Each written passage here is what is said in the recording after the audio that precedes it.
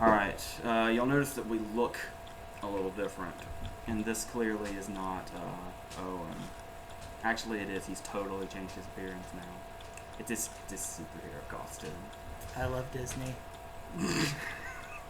Hopefully you can hear us. The sound on this is kind of hard to gauge because our normal cameraman, aka the dude whose channel this is working. So we had to do this on our own.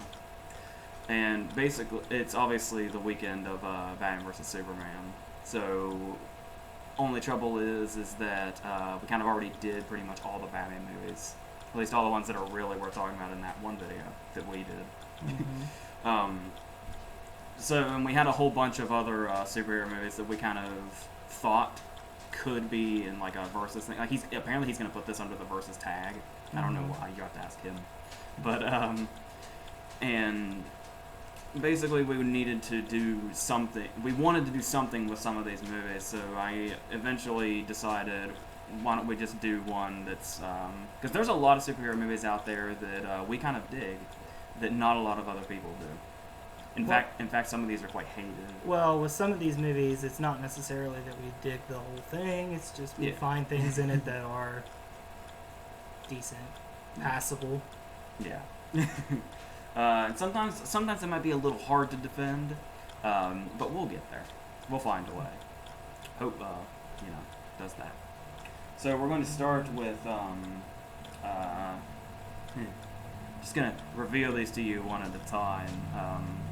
So yeah, we're just going to go through each one individually, and hopefully just touch on them, a little bit so we don't end up at 3 hours again. Mm-hmm. So yeah, there's 11 here. So we'll just start with something that kind of fits the theme a little bit. Oh my god, I just thought of one I wanted to talk about too that you don't have down there. What's that? We'll get there. Oh. We'll get there. All right. It's a Batman movie. Do you want to start? Sure. First one we're going to look at is Batman Forever. This one came out in 1995. It's the first one that's Keatonless, the first one that's Burtonless, the first one that we all looked at and went, this is not going the way we want it to. But there are some good things that come out of Batman Forever. It's not the worst Batman movie. Batman or Robin. Batman Forever kind of holds up on its own for what it is. I mean, it's a regime change. It's a different Batman. It's a different Tim Burton. It's a different vision than was originally had for the movie. The original version was just Keaton taking on the Riddler by himself. I don't even know if they had the Riddler cast. Two-Face was thrown in, who's obviously not Billy D. Williams. So there's another regime change there. And this was a movie that just it was this movie that studios wanted. It was something that kids could watch and laugh at, like Chicks Dig the Car. And there's some good stuff in it, though. I mean, there's some good ideas that come through. You're thinking of like a drive-through Chicks Dig the Car with Batman and Robin. No, Chicks Dig the Car is this movie because he tells Nicole Kidman that on the roof. And then Robin repeats it in the next movie. Yeah, didn't you learn in the last video that if I said it happened in this Batman movie, it probably did? They're both. Okay. But anyway, what do you think are some of the high points of Batman Forever? Like, what do you see in it that's not bad? Pat Collins apparently thinks it's the best Batman yet. Pat Collins has never read a comic. Well, yeah, I actually kind of like this movie a lot. Because I think the main issue definitely comes from the fact that it follows not only Burton's movies, but specifically Batman Returns, which was the darkest of the dark in regards to Batman. Yeah. And so that wasn't, just Batman Returns by itself was the whole reason Warner Brothers said this one's got to be really happy. Yeah. Yeah, it's kind of a downer. And they wanted the McDonald's tie-ins and stuff like that, which Batman Returns had, but, We still have the little penguin car that the umbrella turns when you push it. Yeah, that little guy that wants to murder all the children just riding around in his little... in his freaking rubber duck. Well, starting with Kilmer, I think, is where we should start. Okay. Yeah, his Batman's a little weird, but I think that was mainly... his Batman was tainted forever when he did that stupid smile when he was leaving... Chase Meridian's house. You see that smile in the past, so it just kind of just for the rest of the movie you're kind of done with it. But I think he's a really good Bruce Wayne, actually. Honestly, outside of the writing for the movie, I don't have a problem with Val Kilmer. Yeah, I don't. I mean, he did the best with what he had to work with. I mean, he's not god awful. He's not throat cancer voiced or anything like that. I mean, he kind of approached it the best way he could with what he had, and I think it's fine. You know, good job, Iceman. You didn't screw it up. And yeah, I mean, it is a step down from Keaton, but once again, that's in the writing because, like we talked about, once Keaton got to Batman Returns, he was just all there and just ready to go. And Kilmer's Batman obviously is still kind of, just seeing a flower drop on the ground gives me flashbacks. Oh, I hate flashbacks. Flashbacks slow this movie down so much. So much. Like it's one thing to throw the love story in there, but when the love story results in the flashbacks, you're doubling up on your, can we just get through this already? Yeah, just get me to Riddler Island and let's end this. But to me, I think the writing is really what does this movie in. I think there's some good casting choices here. I like Tommy Lee Jones as Two-Face. I don't like how Two-Face is portrayed in this movie, because it's just like Joker Part 2. And then you have Jim Carrey alongside it, so it's just a big movie of two Jokers. But honestly, I think the initial casting, if it was in somebody else's hands and written better, I think Tommy Lee Jones would have been brilliant. Yeah. I think there was a lot of room there to work with. But they made him really silly. And I just feel like that was a wasted opportunity, and I don't think that's Tommy Lee Jones' fault. And it's also, when you go back and watch, it's actually, there are actually a lot of scenes in Under Siege that kind of, you can see him kind of going back to that character when you watch him as Two-Face. Yeah, I could see that. Because that character was so off the wall and insane, and he kind of brings back some of the stuff from that role. And it's interesting. Not to mention, I guess while we're not praising, but we're talking about how Tommy Lee Jones could really work here and how the portrayal is kind of off. Aren't a lot of people really pissed off about that scene that pretty much portrays the character? When he's sitting in Wayne's house during the trying raid. to flip the coin multiple times. Yeah, in the comics, Two-Face flips the coin, and whatever the decision is the decision. It's all part of his split personality. He doesn't look at it and go, I didn't want that one, I'll flip again. No. Though, props to them for having a scene where Two-Face just straight up shoots Bruce Wayne in the head. Yeah, that was interesting. I mean, he missed. I mean, he grazed his eyebrow. I think the fall down the stairs hurt more, but yeah, kudos to just pointing the gun and firing. I mean, how many movies have we watched where if the villain just did that, the movie would be 10 minutes long? So it almost kind of makes up for the whole, that's a result from him flipping the coin 30 times to get there. Yeah, if you would have just cut that scene out to where he flips the coin once, it lands on tails, he pulls out the gun and pulls the trigger, you did good. You did good. I understand wanting to cut back to him so that the shot's not from out of nowhere, but cut to him to just observing or something. He didn't have to be flipping the coin. They started that at first. The first time they look at him, he's going, looking around, letting the Riddler do his thing. It's almost like the writer was just like, this is Two-Face's big thing, so he just has to be flipping his coin at all times. Yeah. And that's, yeah. But yeah, Carrey's Riddler, though.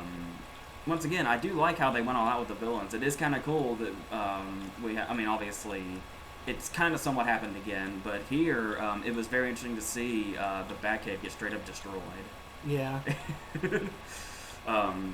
Despite the fact that it's very cartoony and you got the baseball sound effects. It's a cool scene given what's happening. Yeah, I mean, the idea of infiltrating the Batcave is cool because that's the sanctuary. But I think you really have to look at it when in this one you have cartoony sound effects and the Lego video game kind of took it a little more seriously when the Joker and Lex Luthor broke in. And Lex Luthor started disassembling things with the anti-Lego put-together thingy. And, it's kind of funny, because every time you hit him, he goes, and I'm like, okay, Lex Luthor growls, okay. But I feel like, I don't know, I just feel like that scene was a really good idea that really didn't need all the extra stuff with it. I mean, that scene was definitely geared toward kids. I guess you gotta lighten up that the superheroes' Batcave's destroyed and all this. But at the same time, was it really all that destroyed? Because about 2 scenes later, when they've changed armors, yes, that armor survived, but there's also clearly a nice hallway to walk down. There's a boat and a plane. So obviously it didn't get that messed up. It's like if you went to my apartment, you messed up the living room and didn't touch the rest of the house. Blowing up the Batmobile is a big deal, though. It is. And it keeps happening. And Just like Two-Face dying from a fall, that keeps happening. Well, another thing also about it being very cartoony when the Riddler is like in full Riddler mode. Mm-hmm. This was also 1995, and in 1994 alone, Carrey had Ace Ventura, Dumb and Dumber, and The Mask. Mm-hmm. So there was all. If you hire Jim Carrey, they thought that's what audiences wanted him to do. Yeah. Because I think Jim Carrey was all for doing this in a more like dark and serious kind of way. Yeah, take like number 23, Jim Carrey, and you're doing good. But I think which was also Schumacher, which is weird. Yeah. But another thing I think this movie does well, maybe doesn't do well, but does tap into that the other movies didn't. We finally get a look at Arkham Asylum. 3 movies in, and we get Arkham Asylum. There are games based on this prison, and we haven't seen it till this point. In Burton's Batman movies, he just offs everybody. Which is weird because you'd think Burton would have been all over that. Yeah. A dark location like that. Yeah. So much so they made the dude look like him. Yeah, Dr. Burton. You wonder who that is. But yeah, so it was nice to see Arkham Asylum, and it is, like, they got the tone of it right. It's kind of a dark, bleak place. It's while we're on talks with that, going back just a scene before that, this movie's got a really good climax. So I don't know if you agree, but I think that's kind of where its real strong suit is. It has like a nice big, action movie ending where things kind of everything seems to come together in a good way. Yeah, and you have a classic Riddler death trap at the end of it. Yeah. And I think it's interesting that the junior novelization of this, the climax is completely different. Did you know this? I heard. It's in the video game too. Yeah. And the novelization in the computer game, you fight a big like Riddler Hulk. Yeah. Like, which I kind of get why they went away from that, because how the hell would the box do that? Like, how would the box make him, unless he got into somebody's mind that's on steroids and likes to work out 16 hours a day, then that might have worked. But if it had done it if he had like been gradually growing throughout the movie, the more he was doing it, it would have made more sense. But that would have been interesting, like to see like not only like in his head as he goes crazier and crazier, his appearance looks crazier and crazier. It's like he's Ernie McCrackening it, like, except he's getting bigger instead of just his hair falling out. That would have been interesting. But yeah, Batman Forever does have some qualities that you just look at it and you go, Jesus Christ. But it also has qualities that you look and you're like, there were some good ideas here. I noticed we haven't talked about Chris O'Donnell yet. I don't want to talk about Chris O'Donnell. Well, to be fair to him, I think he's another one where it's definitely a victim of writing. Because I don't know. I don't really. As far as being like the damaged Dick Grayson, he's shown that he has he can really act like instead of a woman. Yeah. It's kind of the whole when he's got to be the rebellious thing, and then when he's in the Robin suit, and I don't know. Yeah, and the other thing this movie has going for it is there's no nipples. That's always a good sign. This was still pre-nipples. They didn't. The nipples hadn't been thought of yet. But there's some things I don't really like Nicole Kidman in this movie. I think she just kind of drags the story down. Yeah, what's her opening line? Like is it high entrance or hot entrance? I think it's hot entrance. I think so. She pretty much spends the whole movie wanting to fuck Batman. And pretty much every delivery she has is off. It goes completely against how awesome. Every one of them comes with a wink and a grab at his nuts. That's pretty much every delivery in this movie. And this was the same year as To Die For, which is like one of her best performances. So it's like she gave her all to Gus Van Sant, and when she got to Schumacher, she's like, fuck. Yeah, but if you notice too, Batman's kind of a hard person to write a love interest for just because of how he is. And every one they've tried to do, minus That's Catwoman, it. Batman Returns pulled it off. is brutally annoying. Rachel Dawes is annoying. Vicky Vale is annoying. They're all annoying. And they are not people that, in the comics, Bruce Wayne would spend his time with. He'd be like, you're a dumb bitch. I got shit to do. And that would be the end of it. And it just... And I don't buy that he... Now we're getting into the negative. But I don't buy that he would be like, I'm not going to be Batman in this world anymore because this girl likes me. Yeah, okay. That really... That's accurate. My parents died. I'm going to do this forever. This girl likes me. I think I'll hang it up. No. But, have fun, Joseph Gordon-Levitt. Yeah. Enjoy it. Enjoy it. And then it's just a tombstone that says John Blake. Premium Rush is actually him running from the costume. Like, From okay, I wish Zod. I wouldn't have done this. Yeah, from Zod, yeah. Hello?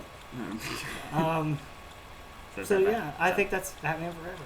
I mean, like I said, redeemable qualities, but overall doesn't stack up to the rest. Which, I guess the movie that I just remembered will segue with this. But I want to take a minute, maybe a minute, and talk about, and I know this is controversial, because there's like a 40-year age gap between people like this versus what people like now. But I want to talk about the 66 Batman. Yeah, The Adam West Batman. I was like, in the event that this would have technical difficulties, I actually had, or I guess I'll use it later, a backup where we'll talk about that. Mm-hmm. But if you want to throw some stuff out there. I just think it's a movie that, I think it's a concept that gets a lot of shit. Everybody's like, Batman's not like that. If you've ever read a story from the 60s, yes he was. It was lighthearted like that. The Joker quit killing people. He just pulled pranks on people. And I just think the 66 version, I think the 66 version and the TV show should honestly have written video, so I won't talk much about it here. But for what it is, I think it's great. I thoroughly enjoy it. I really do. And in the movie, when all the villains are working together, I mean, that's... When you went online and bought that DVD, like when it was getting back into popularity, how many times did we watch it? Oh, a lot. But it's just, it's so... And I think the thing that the 60s Batman does the best, this is the last thing I'm going to say about it. The 60s Batman has accomplished something that no other Batman film has. As silly as the plots are, and as... Okay, I'll give it to you, stupid that some of the plots are. That's the only one I watch that I get that Batman's the world's greatest detective. Like in all the movies, he shows up when he knows what's going on there. But in the 60s TV show, he's like, oh, this is going to happen here. Let's get here before it happens. I mean, it still happens or something fucks up, but he figured out where it was going to be before it actually happened. You don't get that in the movies. Everything's handed to him on a platter. To be fair, though, he's also surrounded by dumb shits, like the guy that sold the Penguin the submarine. Yeah, but I mean, like the world's greatest detective. I mean, let's touch on Batman and Robin for 1 second, for this one thing. Batman chased Freeze, gave up the chase after he had to thaw out Bad Boy, and never found Mr. Freeze. But there's a giant neon lit building of a snowman with music coming out of it. Why didn't we look there?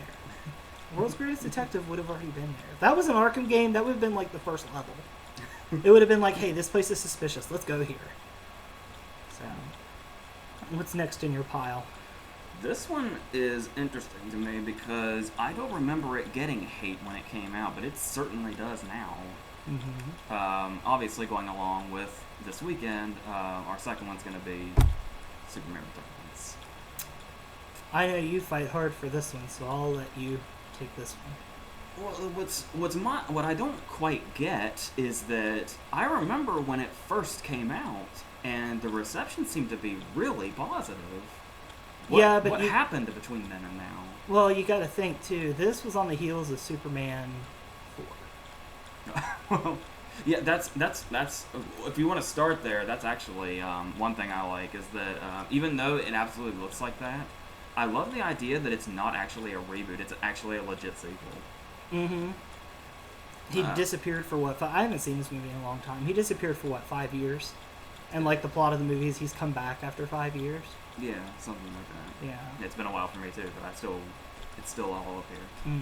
Fun little fact: Brandon Routh beat out Henry Cable to be in this Superman movie. So he tried twice. Yeah. No. Yeah. He didn't get Gyllenhaal. He actually finally got it. Yeah, he got it. But yeah, I just read that the other day. He was in line to play. He was known as like the unluckiest man in Hollywood. It's in IMDb's trivia. Look it up. But he was supposed to be in this. He was supposed to be in the Nolan Batman movies, and he got passed over for Bale. Henry Cavill's been trying to break into DC for a while, so there's a little fun fact. Take that home and mull over it. One thing you want to look at immediately is that it's Bryan Singer, Mm-hmm. who obviously kind of... Did X-Men start this rejuvenation, really? Because they came out in 2000, and because I know Raimi's first Spider-Man gets a lot of the credit, but X-Men was 2 years prior to that. X-Men 2 actually came out the same year as the first Spider-Man, if I remember right. I think they're both 2002. So yeah, I think X-Men started this whole thing. It kind of spearheaded everything. Because Batman and Robin killed it, and then people slowly started to pick it back up. And X-Men was a logical place to start. But for me, the one thing that I remember about this movie that catches a lot of shit, I like Kevin Spacey's Lex Luthor. I like Kevin Spacey's Lex Luthor a lot. It's news to me that catches shit. Is that not a new thing? It's very wishy-washy. That's uncool. A lot of people think that Spacey is too flamboyant. I was gonna say over the top. Yeah, over the top. That's a better word. Well, I don't know. I don't know. I kind of think the visual's cool of Lex Luthor taking a piece of kryptonite and not just waving it in front of Superman like Gene Hackman did, but stabbing him in the fucking back with it. In his delivery of "Now fly." Yeah, and he's like, "Now do this, you pussy." I mean, it's like, that was awesome. That was, for me, was the coolest part of the whole movie, because I was like, holy shit, Lex Luthor's gone full on psycho. I don't know. I get a lot of Hackman in the first movie vibes when I watch him like walking around his lair, being all. I know all Lex. Yeah, I know Hackman didn't go like all out, but because he's Hackman, Yeah. Hackman wasn't gonna do that. Yeah. Because he's not that kind of actor. But The sad thing is, though, is that we'll never see the best Lex Luthor on the screen, like on a big screen. And that was Michael Rosenbaum. oh, yeah. I loved Rosenbaum in Smallville. Rosenbaum owned it. Rosenbaum should get a cookie and a hug for how good he did. Annually. Yeah. Maybe every 6 months. Maybe. Just to remember that he's appreciated. But yeah, with this movie, that was really what stood out to me, was Kevin Spacey's Lex Luthor. I thought Kate Bosworth's Lois Lane was just kind of there. Well, Brandon Routh looked the part, but he just didn't have the acting chops to pull it off. Okay, I mean, no offense to her or anything, but Kate Bosworth, just in general, is just kind of just in general as an actress, she's just always kind of there. She always exists. She always exists in Kevin Spacey's world. For like a while there, she was in like 3 or 4 Spacey movies, like all at once, practically. So he must really like her. Yeah. And that's fine. But like Brandon Routh, I mean, and Brandon Routh's really grown. Like, I love Brandon Routh and Scott Pilgrim. He's hilarious. And Scott Pilgrim is the vegan. He's can remake a porn after. Yeah, and he's great on Arrow as the Atom. He's great on Arrow. Here, I think it was just too early in his career, and it was just too much for him to take to be a lead there. He's a great supporting person. He's great for supporting characters. He's definitely got the look of Superman down. Oh, he looks exactly like him. I mean, that's unreal. Like, if you went based on looks, I mean, I've told you this for years, the best older version of Superman is John Hamm. John Hamm looks exactly like older Superman in the comics. Look it up. When John Hamm's done being demeaning to women and smoking in his office and drinking Jack Daniels all day while pimping out advertising, he should go be Superman for a little bit. But another thing that kind of blows my mind here, maybe it's just because I haven't seen it in a long time, I don't know, but I really think I would have been 15 when this came out, so surely I would have picked up on this. The biggest complaint I always hear is people are bored with it. It's because it's long. Yeah, but there's so many like awesome things that happen. There is. The plane scene, the entire I know the climax is really long. Yeah. I know, because obviously it's one half the big climax, and the other half is Lex Luthor may very well have killed Superman. Yeah. But I remember it feeling like it totally on a massive scale. So when I started hearing a lot of complaints about it being boring, that just didn't register with me unless it's just been too long. I would have loved to have seen this movie done in 2 parts. The first part is like the first part of the movie, and the movie end. Like, imagine if this happened. Imagine how much people would be like, oh my god. The movie ends with Lex supposedly killed Superman, and then you bring a movie out on top of it, like back to back with it, like every movie does now. And it's the aftermath of how the world takes that. Where does Luthor's journey go from here? Is Luthor held up as a hero for taking out an alien? Or is he held up as a villain for taking out Superman? And what do they do about it? That, to me, would be an interesting plotline for a movie. Lex's journey through, and maybe even like, I don't know, I think you could do so much with that. Like, you really could. I mean, imagine, like, that would be a great way to bring in another villain. Like, let's say Lex Luthor's on this high, like, oh, I killed Superman, yes, killed him, done. And then Zod lands on Earth, and everybody's like, look what you fucking did. Zod would be taken care of, but no, you had to kill the one guy that could do it. And then he's got to go through that. And then it's like, well, fuck, I got to win back the people, because Lex was a man of the people. I mean, Lex is evil. Lex is full-on psychotic. But at the end of the day, most of the time, Lex's number one concern was Superman's a problem because he's not human. And he could run the whole show. I mean, if you had a sane person take Lex Luthor's stance, it would be perfectly plausible. Hell, in Batman vs. Superman, Batman takes that stance. He's like, what the fuck is this?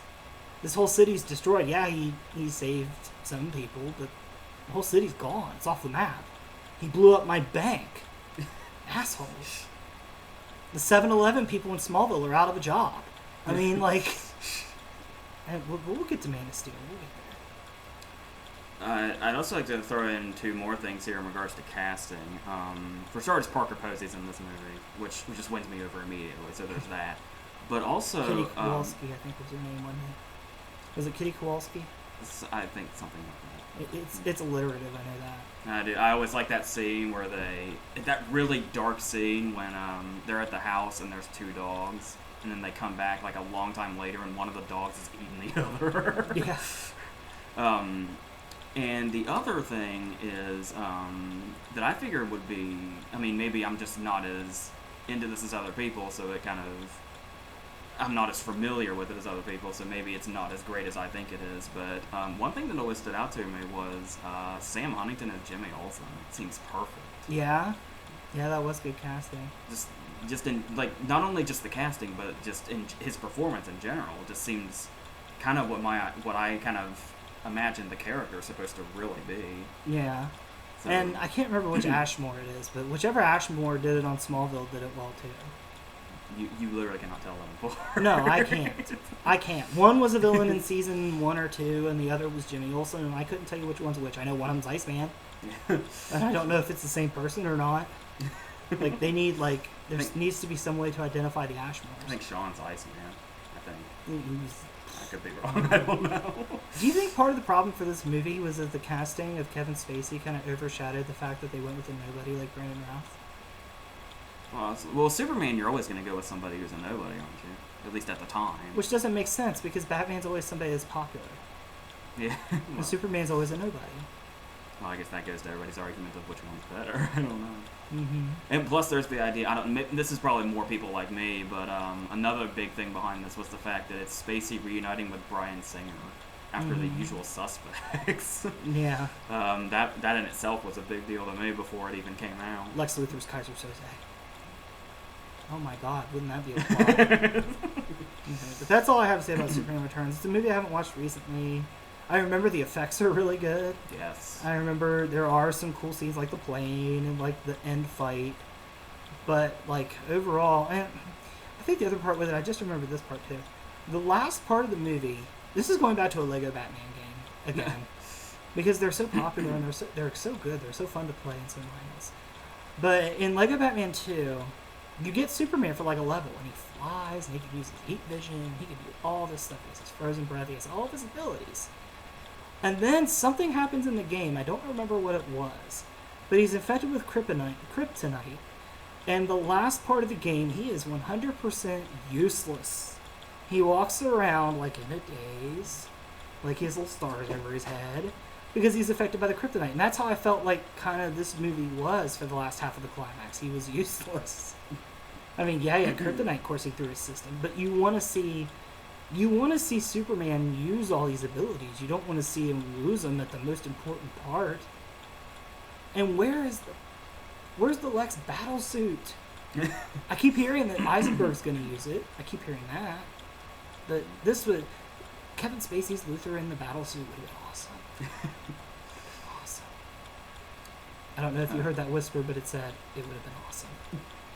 Another scene I just wanted to throw out there real quick that I always liked is I don't know if people think it's cheesy or it's one of the boring shit. I don't know, but a scene I always really liked also was when the kid and like a random henchman just start playing the piano, and it's like what Heart and Soul I think is the name of that song. No, I don't remember that scene. It's the scene like right before we learn that he's Superman's kid because he throws the thing. Oh yeah, I remember him throwing the piano. I remember that.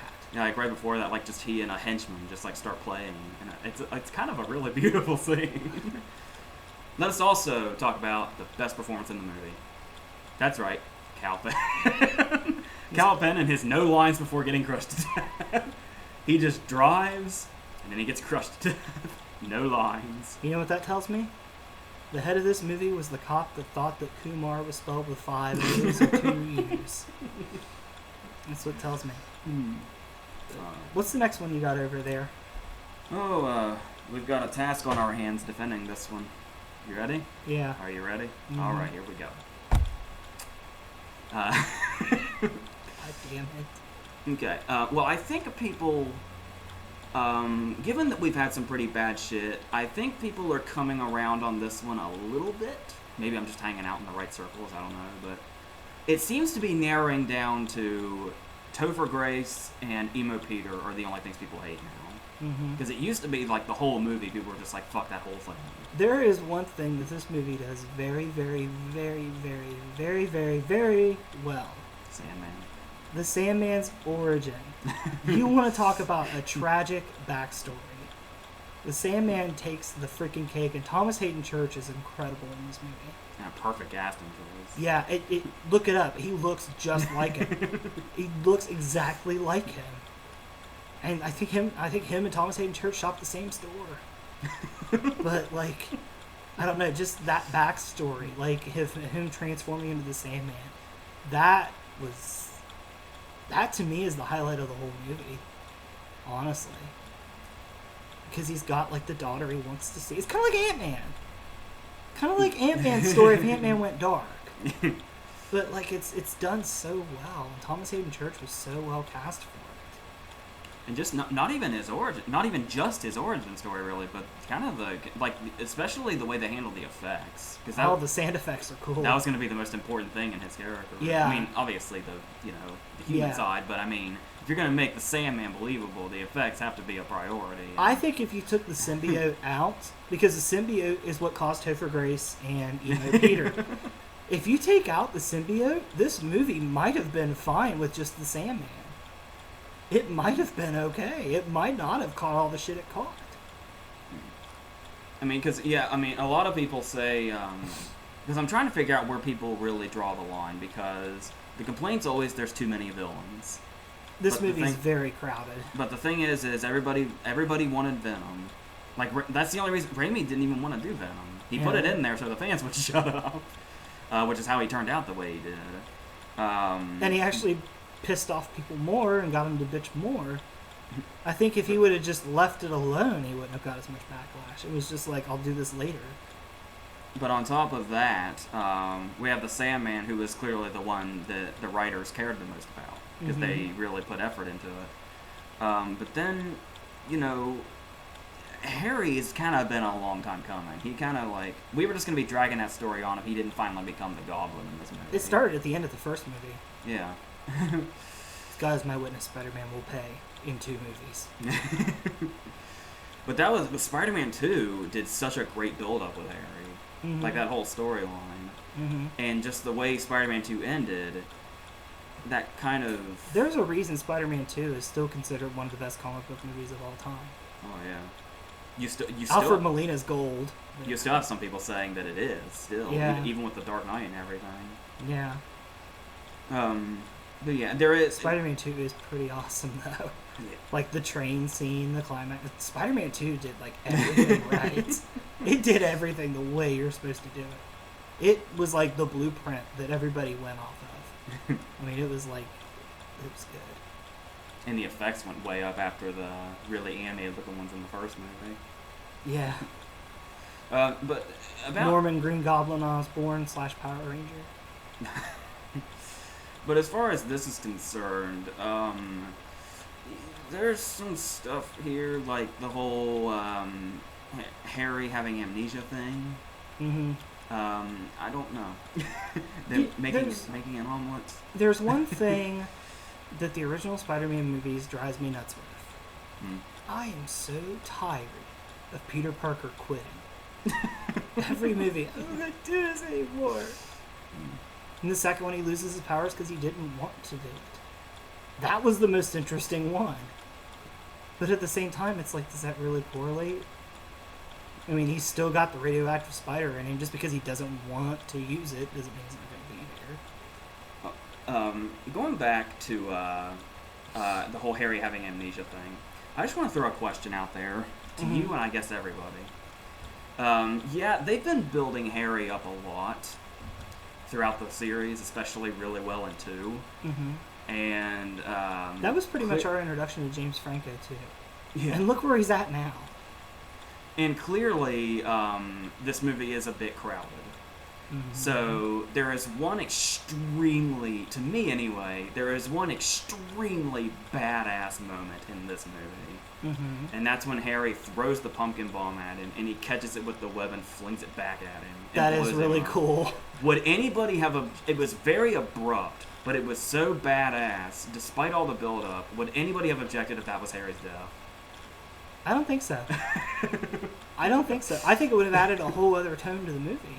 Especially if it happened halfway through. Yeah. Like it did. I mean, it's like the serious version of Brick killed a guy. Like, it's...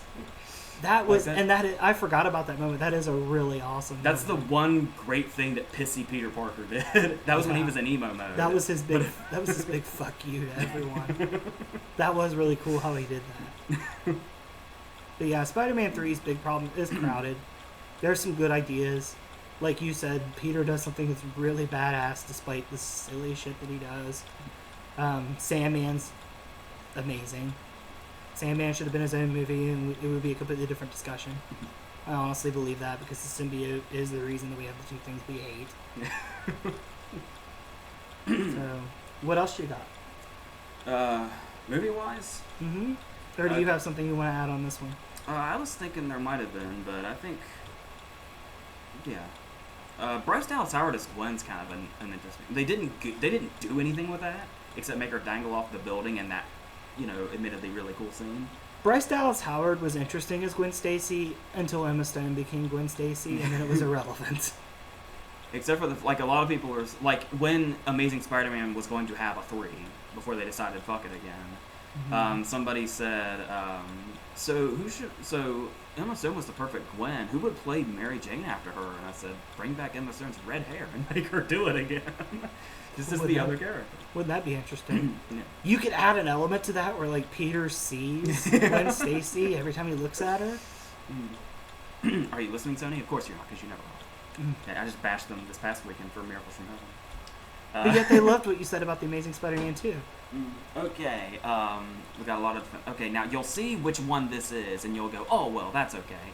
But, I'm still... Just, let's go through this. Okay. Ooh. Now, obviously... Netflix has really put a hurting on this one. Well, hold on. Well, first off, you'll see this is the director's cut. This is the one that made everybody go, okay, there is a decent version of Daredevil prior to the show. And everybody said, okay, if you see this one, that's a lot better than the theatrical version. Because it's got that subplot with Coolio, and it's got the really badass scene with Colin Farrell at the airport. I really wish that scene had been in the theatrical version. I wish they had just made the movie about Colin Farrell. Well, Michael Ward Duncan as the Kingpin's pretty cool, so. He's not nearly as fun, though. Well, the thing about it, though, that's the thing, is we're starting in a weird place, but might as well just go where we're at. Bullseye survived. Mm-hmm. What if Bullseye became Bobby Pellet? What a weird scenario. They're about the same mean spirit. Could you not see Bobby Pellet choking out an old lady with a peanut? No. Kill the old one. She won't shut the fuck up. But the thing, like I said, we're starting in a weird place here because we're starting at Bullseye. Mm-hmm. But that's the thing is Colin Farrell is like the most memorable part about this movie. Mm-hmm. And like every time, like we saw it in theaters, and I was like, oh my god, Colin Farrell as Bullseye is awesome. And then it came out on video, and I got it immediately, and I just kept watching. It's like, Colin Farrell as Bullseye is awesome. I watched it again recently. It is incredible how little he is in this movie. Mm-hmm. I had no idea. He's introduced. He kills Elektra's dad. He does the I want a fucking costume scene. And then he's at the climax. Mm-hmm. And that's it. Without the airport scene, he's barely in the movie. Yeah. And he makes that much of an impression. Mm-hmm. It's awesome. I do like the fact that they didn't go with his costume in the comics. Have you seen that thing? Is that, like, is him saying, I want to... In the theatrical version, he says, I want a bloody costume. In the director's cut, he actually says, fuck him. Mm-hmm. I assume that's a reference to the fact that he has a stupid costume in the comics. In the comics, I believe his costume was like all black and it had a big white bullseye on his forehead. It looked really stupid. Just like Hawkeye's did, and Avengers fixed that. His Hawkeye was like purple. Which purple works, I have nothing against purple, but Hawkeye was like pink. Okay. People like to talk about how kind of stupid the movie is. But I would just like to point out that maybe it's because I was, what was this, 2003? Mm-hmm. So I would have been, like, summer of 2003 or whenever it was, I would have been 12. I watched this movie in a snowstorm. Yeah. Because I'm not quite sure how we even ended up there.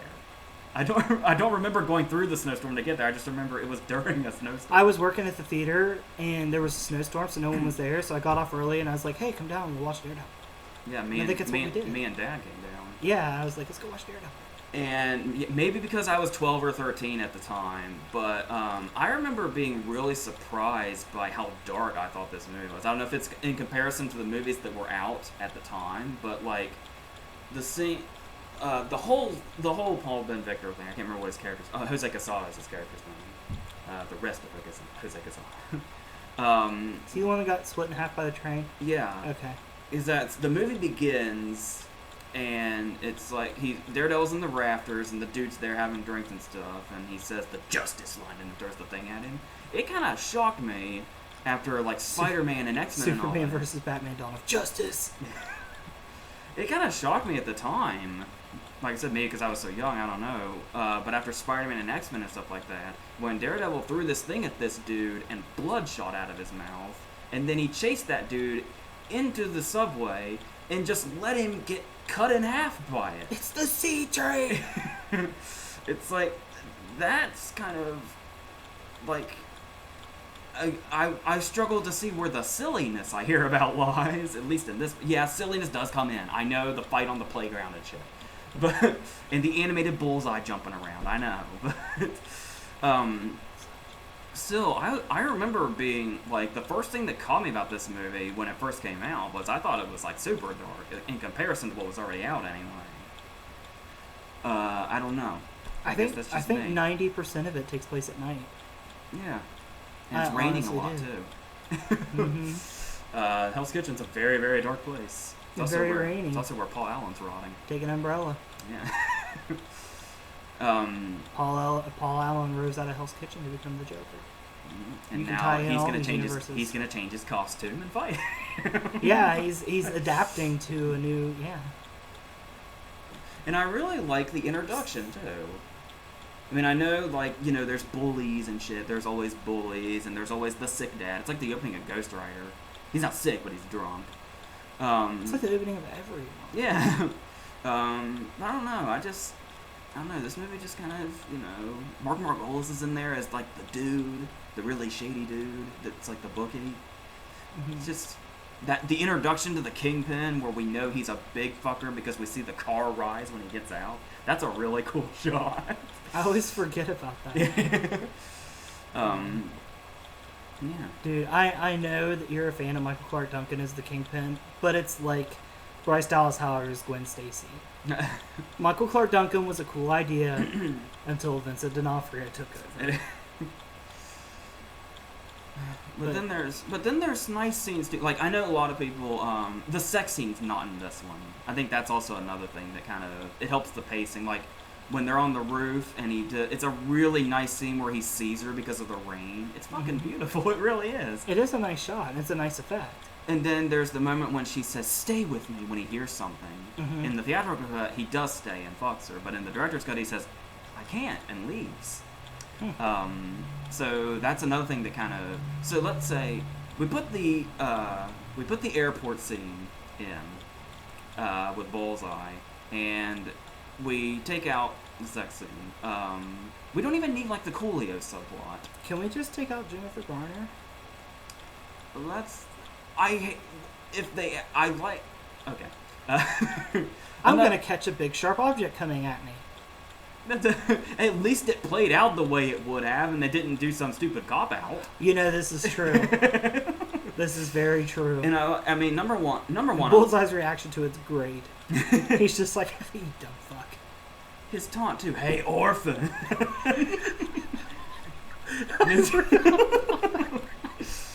They should have him like goad every superhero because every superhero is an orphan. Here comes Superman. "Hey, orphan." He slices her throat with a playing card. I understand where the ridiculousness comes in, but I kind of think it's awesome. And just those little animalistic noises he makes, like when the stained glass breaks and he's catching it and just making those noises as he does it. I feel like Bullseye acts more like Colin Farrell does in real life than we realize. Once again, the "Hey, orphan." That's a Bobby Pellet thing. We will cross every universe. Bobby Pellet's awesome. Bobby Pellet that deserves so much more. Yeah. Bobby Pellet deserves so much more going on. What do you got next? I mean, being Bullseye, he ended up having a really anticlimactic death. Yeah. Lex Luthor killed him. There are so many superhero movies now, they're all crossing. I hope they know we're talking about horrible bosses, otherwise this is really confusing. Yeah. I was thinking there was another. Also, the director's cut goes more into Leland Orser, the henchman. It has like a whole other thing going on. He's in the Daredevil series too. Wesley. Yeah. So yeah, in general, Wesley doesn't make it through season 1. Spoiler alert! And it's awesome what happens. But anyway. Should have said spoiler alert first, probably. People are gonna kill you. Yeah, season 2's out now, and we've got John Bernthal as the Punisher, and it looks awesome. Well, the thing about it, though, is that when they actually... I mean, I get the whole, nobody likes Elektra thing. What about the fact that the movie, Elektra, the spinoff, is Never saw it. It's not where we want to be. Never saw it. But stick to Alias. The fact that they kind of hint at the fact J.J. Abrams is your friend. The fact that they hint that she didn't die kind of sucks because the whole leaving the necklace there thing. But when that moment though, where we do think Bullseye has killed her, if they had just gone with that, it kind of would have been worth her being in the movie. You mean like when they blew up Rachel Dawes? Yeah. But then she wouldn't be an orphan anymore. Love that scene when Rachel bites it. Okay, we'll get through this one quickly, and we probably should because we're 49 minutes in and I've gone through 4 movies out of 11. Let's pick it up a little bit. Well, this one will pick it up because you told me I'm on my own because you haven't seen this one yet. Let's talk about Ang Lee's Hulk. Haven't seen it. Okay, okay, I get it. I totally get, like, this isn't a movie that I'm really passionate about. Like, I totally get where people are like I don't even think people hate it. They're just like, well, this exists. But the thing about was, I remember when the first glimpse I remember getting of it was the Super Bowl spot, when it's the desert scene when he throws the tank. I remember them throwing the tank, and it was like, whoa! It's like, this movie is gonna be awesome. And so that's all I had going in. And then you were working at the time, working at the theater when this was out, and you came to me and you told me everybody thinks this movie is boring. And I was like, he throws a tank. There is no way. But there is kind of a way. But we're here to defend, so keep in mind it's very interesting when you look. One of the best directors we have working right now, also one of the most absolutely diverse. Yeah, it is nice to live in a movie where Ang Lee is done in a Hulk movie. This was I'm pretty sure he did something between this and Crouching Tiger, Hidden Dragon, but I can't remember, or maybe not. And this was I think this was the last one he did before Brokeback. This was 03, I think. Yeah. Yeah, that sounds about right then. Okay. So, yeah. I do think Eric Bana's a good choice. It's just that I'm not sure. Fucking stupid. Oh, funny people, fantastic. He should have been in that movie a lot more. Then it would have been fantastic, but as is, it's just okay. Yeah. It's funny that he says big fucker a couple of times in that movie too. It's like he's it's like how would he describe Hulk? I wonder. It's like he took an injection of Colin Farrell for a movie. So regardless, that was the dog sneezing. I wonder if you heard that. But the thing. You say hello to me today. I said hello to you today. But the thing here, that Colin Farrell's the last. We are done with Colin Farrell, I think. But it's so fun. But the thing about this is we have some really good effects here. Not always, but for the most part we have really good effects here. And we have Ang Lee kind of on the idea of making it look like a comic book. There's the constant split screen and the constant thing. Is that where these pictures of the comic come in? I think that is just a picture from a special feature. Oh. Yeah. Yeah, they don't actually, I don't believe they actually show the, like, just the way it's like in kind of, what are those called in comic books? Panels? Yes, that's basically how a lot of it is shown. And that's cool that he really wants to go with that, but it gets very, very tiresome after 2 hours and 15 minutes when it's a lot of the time. And I think the main problem that they really fall short here with is the story. Because the direction, obviously being Ang Lee, it's also, when it's not, because when it starts off, it's very much kind of following in the footsteps of Raimi's first Spider-Man, because this was the year directly after. Mm-hmm. And you can kind of sense that. It's even Danny Elfman doing the score again. It's very, very similar to that. I never knew that Danny Elfman did the score. Yeah. But it's very similar to his Spider-Man score. And then as the movie progresses, it's almost like it tries to get artsy on us at times, which is odd. Well, it is Academy Award-winning director Ang Lee. He didn't have either one yet, but two. Mm-hmm. He accepted it for Crouching Tiger, but that goes to the country because it won for him. But the thing is, and you know, the casting, Jennifer Connelly works fine as Betty, and Sam Elliott as General Ross is really good. Like, this is the most like he's ever done in a movie, I think. Because when Sam Elliott's usually just kind of doing his thing, he gets angry in this. It's really interesting to see him do another emotion. It's incredible. Usually you get, like, Big Lebowski Sam Elliott. Yeah. Is he better than William Hurt? I really like William Hurt in the role. I don't know. You really like William Hurt, period. Yeah, that's kind of hard to say. But the thing, and we have Josh Lucas as our villain, kind of. He's the villain because he's Harvey Dent. He's the villain because he's Betty's boyfriend, and he's also the villain because he's the villain. But then we get into the whole Nolte thing, where Nolte was his dad. Whoever plays the young Nolte looks just fucking like Nolte. it's the only thing I know about Nolte in this movie is I remember you had that toy that kept falling apart, and I didn't know if it was broken or if that's just how it was made. It's how it came. Like, he's detachable. Because the thing is, detachable Nick Nolte. Yeah, the effects are really good in a lot of the scenes, and there are some moments in here, and the cast is really good. And Nolte, you've got Nolte playing a super, super hammy villain. It just seems like you can't go wrong. I know Nolte playing a very hammy villain is probably where a lot of hate comes from, but I mean, if you go to Nick Nolte and you say, hey, do you want to be the villain in a comic book movie? What do you think you're going to get from him? Dude's going to go fucking crazy. So the thing about it is, yes, that's probably the best I can do. It's really not, like, it's a movie I've seen a few times, but I just kind of have it on in the background. I'll have to borrow it and watch it and see. It's inoffensive, you know. And it's, I mean, harmless. until it gets to the end, and then we get, well, no, dogs. Nolte's dogs. They're kind of injected with the stuff. And one of them is a French poodle. So we've got this hulked out French poodle going after Jennifer Connelly. Until the Hulk rips it in half. I swear to God. Dude. And when he rips it in half, it just like turns into green smoke. Dude, I bet that does look pretty neat. But then there's this scene towards the end when Nolte goes full villain and basically turns into a bolt of lightning. The detachable toy. He basically turns into Clancy Brown and Green Lantern. And he can just pretty much turn into anything. Like the Rock figure he was that I had. Here comes Clancy Brown, like we talked about earlier. There's a new way you can introduce him. Yeah, he was the big green cloud. Yes, there is this scene where we got Bruce here and we've got Nolte here. His credit is just father. He doesn't get a name. I'm pretty sure he got a name, but I can't remember. And they're just in this room together. He's God. And Nolte just starts going insane. And he's like, "That's it, I'm doing it!" And then and they just go as over the top as you've ever seen.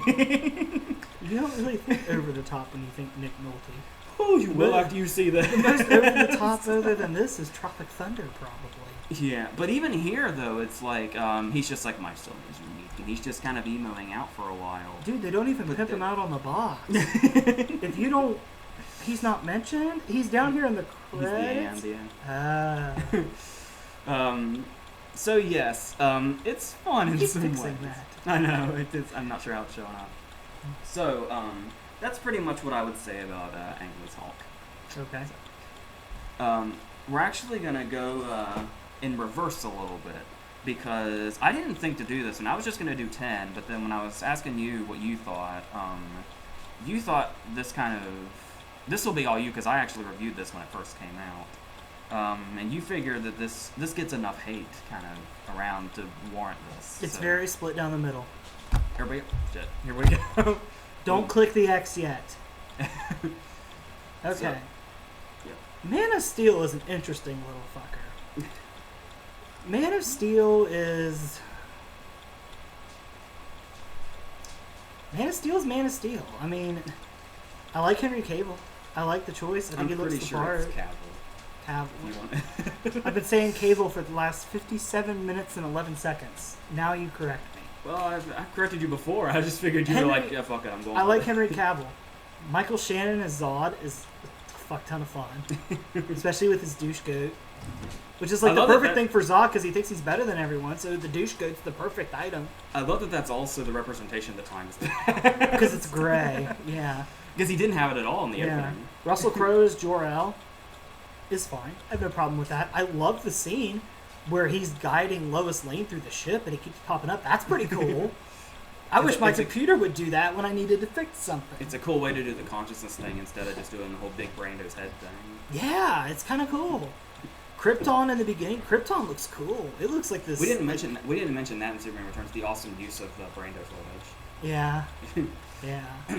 But here, like Krypton looks really cool. Like I've always wondered, like, what does Krypton look like? All we get in the other movies, if I remember right, is just like a crumbling cave where Jor-El lives.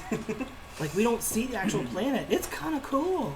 It is kind of cool, and you get to see it on like the day of an apocalypse. Take note, Earth. If there's an apocalypse, that's what it looks like. That's a story also to show how awesome the effects are. Yeah, because when movies are this like Zack Snyder, if you look at like 300, say what you will about Watchmen and Sucker Punch and all that, but if there's one thing that Zack Snyder makes a priority is these movies are not going to look cheap. No, they're not. Because visual effects lately can get so lazy and everything looks so animated. Yeah, I mean there are some problems with this, like. Why was Jonathan Kent so hard on saying that Superman was meant for better, but then he didn't let him do anything better? The product placement is like whoring itself out there. Sears, 7-Eleven. The thing though is, yeah, Jonathan Kent kind of went off the deep end saying, maybe you should have let that school bus drown. But at the same time though, isn't he also kind of right in the long run? That's what you have to decide. I mean, is it the right approach? Because of what, happens when they find out that he's here. But I rewatched Man of Steel not too long ago, and Man of Steel does have a lot of flashback. I mean, there's flashbacks of flashbacks. I mean, it's very hard time-wise to follow. There is a lot of stuff going on, like backstory. Sometimes it's confusing too. Like the cut to the school bus seems like it's happening simultaneously with him walking around with his beard, his Batman Begins beard. Yeah, yeah. I'm gonna go be a superhero and shave this beard. But honestly, Man of Steel, the effect, like the climax of Man of Steel, is incredible. I mean, it's really awesome. And it's a lot more fun. Like, people are saying, like, well, all the innocent lives and all the destruction and all that. But with Batman vs. Superman taking the approach of there's repercussions to that, you can enjoy the Man of Steel now because you know they're gonna back it up. Yeah, he's gonna pay for it. He's gonna pay for it. And here's my other thing too. You're upset that Man of Steel pretty much destroyed Metropolis. Why does Avengers get a pass? Metropolis is a made-up city. The Avengers destroyed fucking New York. We've lived that life. We've seen what happens when somebody attacks New York. And the Avengers gets a pass. I don't know why Man of Steel doesn't. Well, that's what I struggle to say this because it's touchy, but I brought it up when I talked about it in our verses. But I find it very interesting when you watch the rest of the Avengers movies post the first Avengers, and the climax of the Avengers is basically kind of treated like 9/11. Yeah, it keeps being brought up. Even in the Daredevil Netflix series, it's brought up. In Jessica Jones, it's brought up. In Agents of S.H.I.E.L.D., it's brought up. I mean, it is like a big ripple effect. And that's how Batman vs. Superman is going to go with Man of Steel. The plot outline is the reason Batman even gets involved is because he's there when it happens and he sees all of it go down. The neck snapping, I don't have a problem with that. This is Superman's first outing. He's never taken a life before. He's never been in a situation where he had to. How else are you going to stop Zod? You can't throw Zod in Arkham. I don't mind the neck snapping at all. My problem with the neck snapping is that he's doing it so that he doesn't kill that family. Yeah. The trouble is that when he snaps his neck, he kind of points his head in that direction a little more. I think that's my only... But you can see too, like, after he does it, he just sits there and screams. He's like, what the fuck have I done? It affects him. Man of Steel to me just gets a lot of undeserved shit. I think it's, despite all the time lapses, it's pretty decently put together. It has a nice 3-act structure. I mean, I watched it in IMAX and I enjoyed it, and I rewatched it recently. I think I enjoy it more than I did the first time. I noticed that too when I watched it again. Yeah, it's not bad. It's not a bad movie. I dare to say it's probably the... Go on. I dare to say it's probably the best Superman movie we've had. Except for Superman 2, but they have the same villain. So, if Zod's involved, it's not going to be bad. But I just think Man of Steel gets a lot of shit that it shouldn't. I think it's better than Superman Returns. I don't know how you feel about that. I don't know. It's been too long since I saw Returns. And I like Amy Adams. I think Amy Adams is fine. She's snarky. She's not afraid to get her hands dirty.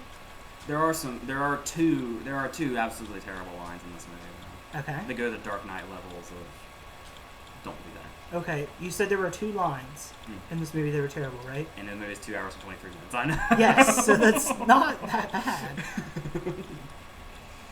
But yeah, I think Man of Steel's underappreciated. Give it another watch. Like, honestly, especially with Batman vs. Superman come out, you need to watch it anyway because they are connected. Well, sort of. Batman vs. Superman is like Man of Steel 2, isn't it? It was called Man of Steel 2 for a while, and then Zack Snyder was like, wait, if we bring Batman in here, we can double our profit. But give Man of Steel another watch. It's not bad. It's not a bad trip. Because I was worried because when I saw it and then did the review for it, it was positive. And then I actually had not seen it again until this week. And I was like, I wonder how it holds up. It was better this time, wasn't it? Yeah. Yeah. And Henry Cavill, if he sticks around with Superman, I have no problem with that. I think he's fine. I think everybody in this movie that was cast is fine. I love Lawrence Fishburne's Perry White. Yeah. I think that's great. I actually really enjoy this movie. The cast list is enormous, by the way. Dude, Marvel may have the better movies, I'll give you that. But DC spends the money on their cast. It shows. I mean, yeah, Avengers has a pretty big cast now, but The Dark Knight alone had a big cast. And it had one hero and 2 villains. One that wasn't even a villain for half the movie. So yeah, Man of Steel, not bad. Give it another try. What's next? Okay, we've got a task on our hands. Okay, we're gonna start this with, we know the Deadpool part sucked. Just leave the Deadpool part at the door. Oh god, looking at it now, I just realized how hard it's gonna be to do this. They even had the gall to put him on the cover. He's kind of in the back. You Yeah. can't really see him that well. Okay. You first. Be my guess. Oh. Okay. Do we have stuff to defend with this? Yeah. Liev Schreiber's fine. Liev Schreiber. I don't mind Danny Houston as Stryker as well. Yeah. But the thing here is, okay. It makes me think of that time we used to say that Danny Houston used to not be able to be seen. Yeah, they expect Clash of the Titans, Yeah. which was the year after this, so this was before that. Ah. So here's the thing. You can look at this in 2 different ways. And most people look at it in the former way. Yeah, including me, even though I like to, bring up the other side, but let me bring this side up now. You talk about an X-Men, it's called X-Men Origins, and you've got everybody in here that hadn't been in the other movies apart from Wolverine and Sabretooth. On a side note, they're going to pop up. On a side note, I'm really glad after this turned out that they went the first class route and did Origins. Because those movies, like with the new cast, those are awesome. Apocalypse looks like the most intense thing ever. And Days of Future Past happened, so... Yeah. But Days of Future Past righted the ship. But there are 2 ways this could have gone, and that is, obviously we've got Wolverine and Sabretooth, and then we introduce Dominic Monaghan and Kevin Durand and Wade. William. Yeah. Your name is William. It's bad I can't remember what they are. I know I don't remember the name. Fred Dukes, I think, was Kevin Durand. He turned into the Blob. Mm. And then there's Dominic Monaghan with the lights, and there's Will.i.am with his... He teleported, didn't he? Yeah. Yeah, because he teleports into Sabretooth. Oh, yeah. So the thing is, and you have all of them here, and they're in a team.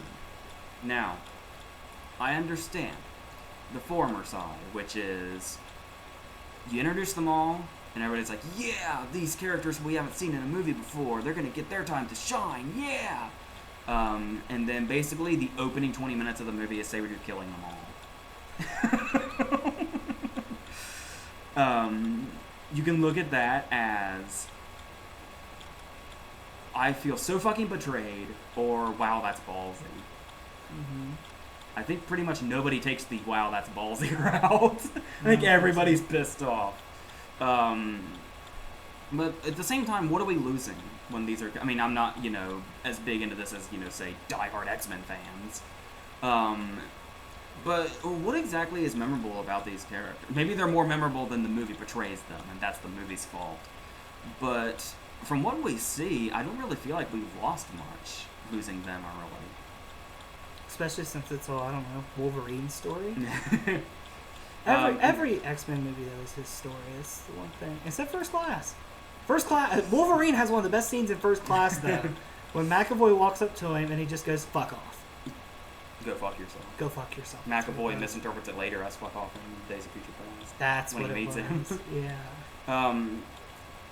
And yeah, before we even go into the Deadpool thing, if we even need to, because that's been discussed to death with the movie coming out. Yeah, let's just leave it alone. The way Gambit was treated. Deadpool righted the ship. Good job. The way Gambit was treated is what pisses a lot of people off. Because Mm-hmm. a lot of people really like Taylor. A lot of people thought that Taylor Kitsch should be where Channing Tatum is now, Mm-hmm. and just doing the movie, like Ryan Reynolds did. Mm-hmm. Yeah, but the difference is Deadpool is Ryan Reynolds' baby. He's been trying to get that movie made forever. 11 years. Yeah. Is that? I mean. So congrats, Ryan Reynolds. You realized your dream. Have we defended this yet? We said Liev Schreiber was good. And Danny Houston. I know a lot of people really like the way Wade is portrayed before he's what is it, Weapon X or something, whatever they're calling it. And yeah, I do kind of. I don't. It's not. I think the fight scenes are cool. Yeah, the opening is cool too, and with the whole like Wade cutting the bullets and shit. Yeah, that's kind of neat. That's neat. Look, I guess what I'm just trying to say is I understand if X-Men fans, because I'm not. Days of Future Past is the only X-Men movie I've really liked. And I was actually going to put The Last Stand here, and it was your suggestion. Well, people hate Wolverine even more. So. Yeah, but Last Stand would have been easier to defend, I feel like, now. So, what do you want to say? Anything about The Last Stand, or Kelsey Grammer? Anything? The destruction of the Golden Gate Bridge is one of the coolest things I've ever seen on film. I give The Last Stand that. How Magneto pretty much takes the bridge and moves it, that was really fucking cool. Yeah. I'm with you, though, on X-Men Origins. I do think the action scenes are kind of where we stand here, because it's... I mean, yeah, the effects are not that stellar. No. And they look, the claws look really bad. Yeah, they do. Not very good work there, Gavin Hood. Yeah, that's like, he did like a really acclaimed foreign movie that won an Oscar, and then he's made like this and Rendition. He's doing something now, I can't remember what it is. But, yeah. But regardless of the shitty effects, I do think like the whole relationship between Wolverine and Sabretooth is handled well. Victor, I guess we're calling him in this, because he's never referred to as Sabretooth in this, right? I don't know. Maybe once or something. Maybe by Stryker or something. Might have been a character that wasn't. My memory got vague. I just remember the one thing I remember is I still think this movie's kind of a little bit of fun. Like the opening scene and then kind of the climax and the whole. You know, the idea of Weapon X or whatever his name is a good one. It's just the fact, I think, that it was Wade that was the problem. If it wasn't supposed to be Deadpool, it would have been a really cool last fight. It would have been cool. Just say it's not Deadpool. Just say it's something else. So yeah, there was something in here that could have been done, I think. It's just, they pretty much went in all the... Yeah, the wrong direction. I don't mind Hugh Jackman, but also I'm really tired of Wolverine. Well, he's got what he keeps saying. Everyone's his last one. Is it? This one was going to be the last one, I think, at one point. Yeah, and that was 7 years ago. Yeah. Is this new like R-rated Wolverine his last one? Or? Maybe. I know he's done with X-Men because Bryan Singer was acting like. A little. And Marvel, you're lying. You made it rated R because of Deadpool, just like Batman vs Superman is releasing a rated R version on DVD because of Deadpool. Don't sugarcoat it. It's your work. Say that you're doing it because of it. But at the to give the guy Batman vs Superman credit, though, the argument was made that that R-rated cut of Batman vs Superman had to have already existed before Deadpool came out. So. Yeah, probably because I think they've been done filming for a while. Yeah. All right, what do you got next? Okay, we're kind of going off on, we're kind of going off a little bit, because these ones are a bit, you know, really, really in the spotlight. This one, not so much.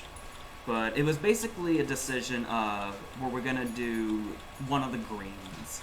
Green Lantern or Green Hornet? Green Lantern's not salvageable. We decided to talk about Green Hornet for a little bit. Now, of course, this one isn't like, you know, a big one like Superman or Batman or Wolverine or whatever. But it's fun. Yeah. I have a good time watching this movie. Well, I think it goes without saying. It's very, very easy to just say this, but it's really true, don't you think? If there's one thing that really, really saves this movie, it's Waltz. It's Chudnovsky. Bloodnovsky. He's so passionate about being evil. He really is. And he tries so hard. In the beginning, see, what was James Franco's name in the beginning? Crystal Clear. That's Danny it. Clear. That's it. That's it. That whole scene. Yeah, this movie's not the best one out there. This movie's just fun. I had heard bad things, and there was already bad press, a lot of bad everything when this movie came out. Mm-hmm. And when I saw that first scene with Franco and Waltz in theaters, I was laughing till I was in tears. Mm-hmm. It's really funny. This movie's not meant to be taken seriously. This is... Seth Rogen loved the Green Hornet. He was just doing something he wanted to do. He was having fun with it. Yeah, this is one of those movies you don't take seriously. Yeah, he and Evan Goldberg. What do you expect? Yeah. Just like, I know you don't watch previews, but Sausage Party looks hysterical. I hear it's supposed to be. Not only that, but I hear that Edward Norton went on record and said it's one of his best movies. It's Edward fucking Norton said that. It looks hilarious. If you haven't watched the preview yet, it looks hilarious. It goes in so many dark places. But that was the thing, though, was a lot of people were upset because they thought, ooh, Green Hornet, everything must be dark and gritty.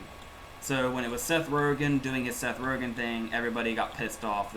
Apparently Britt Reed's supposed to be like a big genius, and Seth Rogen is a Seth Rogen character who's not a genius. No. Like I know a lot of like the most hated moment I think in the trailer was when he accidentally shoots himself with the gas. Yeah. Because they said that's something that just never would happen with that character. Yeah. But when you see this movie taken from the approach that it's taken from, that's kind of where you need to start. Mm-hmm. You need to kind of change the expectations a little bit. And there's a lot of fun to be had here. I mean, there are some things like the whole coffee thing and him being spoiled thing. That seemed kind of like, fuck you. But then once it really kind of got in there, it's just fun, yeah. Yeah, it's funny. Yeah, it is a funny movie. You just have to, with this one, you just have to take it for what it is. You can't expect, it's not supposed to be grand like The Dark Knight, or supposed to be gritty like Daredevil or something like that. It's just supposed to be a guy that took a character he loved and had fun with it. I can't say. And I had fun with him. I can't say enough things about Waltz either. What I really love that scene that shows just kind of out of, like, we start off with the Franco scene where he says, you know, like, you're outdated and your tactics are just, you know, it's just the my gun has 2 barrels. That's not boring. And the scene where he accidentally kills Edward Furlong and then doesn't even care about it. It's like Hollywood. And then, Ouch. But then there's the scene when he's on the roof and he decides he's going to change his image a little bit, and he's so excited about it. He's like, "I'm going to be Bludnovsky. You know, I'm going to wear red. It's going to be great." And the henchman's just, I don't know, dude. That's kind of stupid, and he ends up getting killed for it.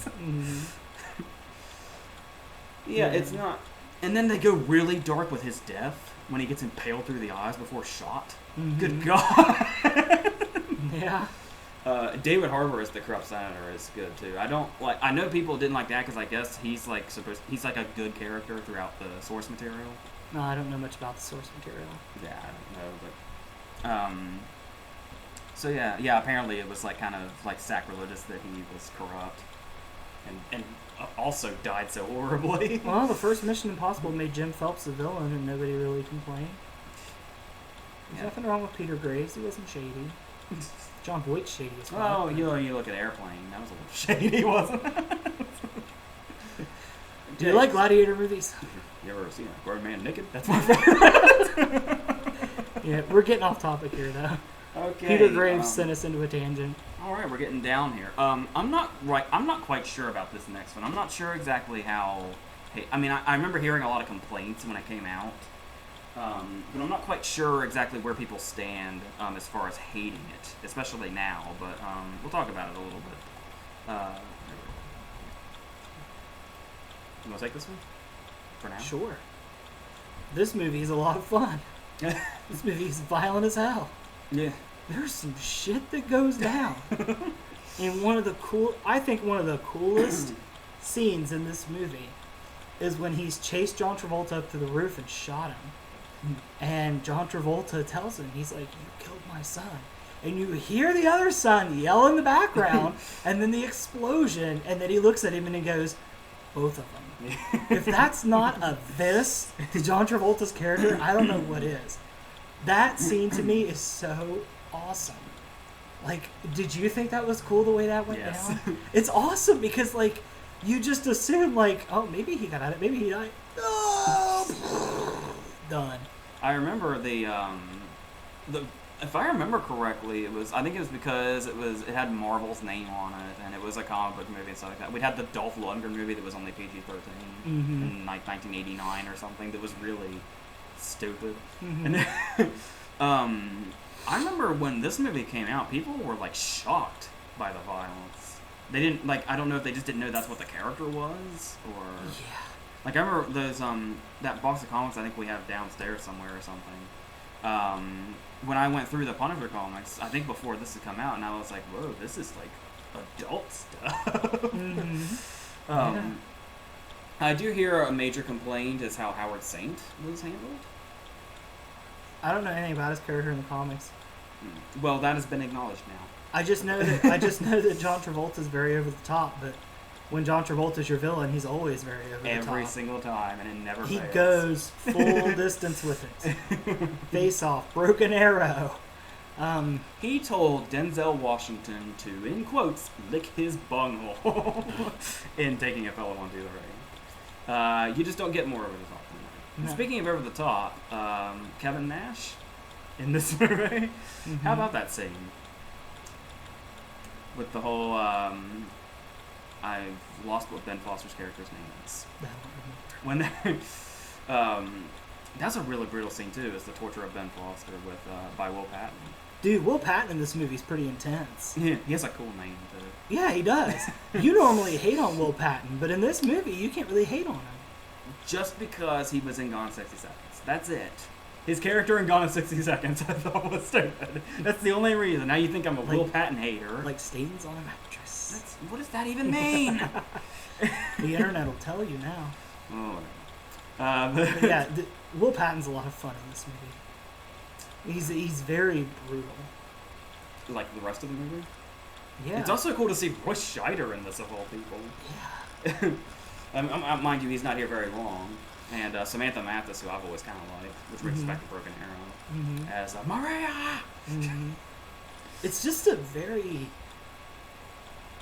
The direction that the Marvel movies were going at that time, like especially with Spider-Man, this movie is just bleak. But then there's light stuff like Eddie Jamison and Popsicle, the torture. Yeah, yeah. There's a few light things in his neighbors in his apartment are tolerable. But you know what I learned the other day?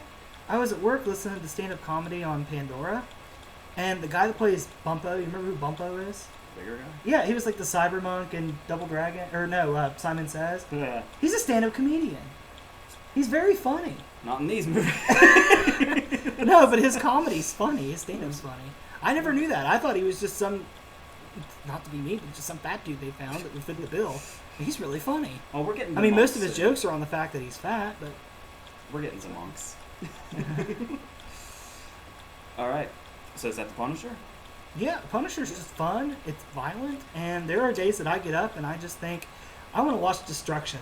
The Punisher is my movie of choice for that. I don't know how the regular public feels about Punisher Warzone. I can't fucking stand Punisher Warzone. It would totally be here if I could, definitely in this movie's place, because I think it's probably more hated. But it's hated for good reason. Yeah. Because I'm one of those people, and I know where it's coming from. Dude, and to me, like, if your beef with this is that it doesn't follow the comic, or it's not how you saw Howard Saint or how you saw the Punisher play out, it's a good movie on its own. It's just a revenge movie. Yeah. It's a lot of fun as a revenge movie. Does it not feel like to you that if you took the Punisher out of this would be a Stallone or Schwarzenegger movie in the 80s? Oh, you know who else is cool? Guitar Guy. Remember Guitar Guy? Oh, yeah. Yeah. He's sitting in the diner playing. Yeah. The guy that's like Johnny Cash's ghost. But that's the thing, though, is you keep saying this movie's fun. That's my problem with Punisher Warzone. Is this movie is like really, really violent and like just really goes for it, but kind of in the way that's just appropriate for the movie and the story. Because he is like just a really pissed off motherfucker killing people. And like you said, it's just a big revenge movie. Yeah. Punisher. Well, he's pissed off. He's like, I got someone cool like my dad, or like Roy Scheider to play my dad, and now he's dead. Punisher Warzone is even more violent and no fun at all.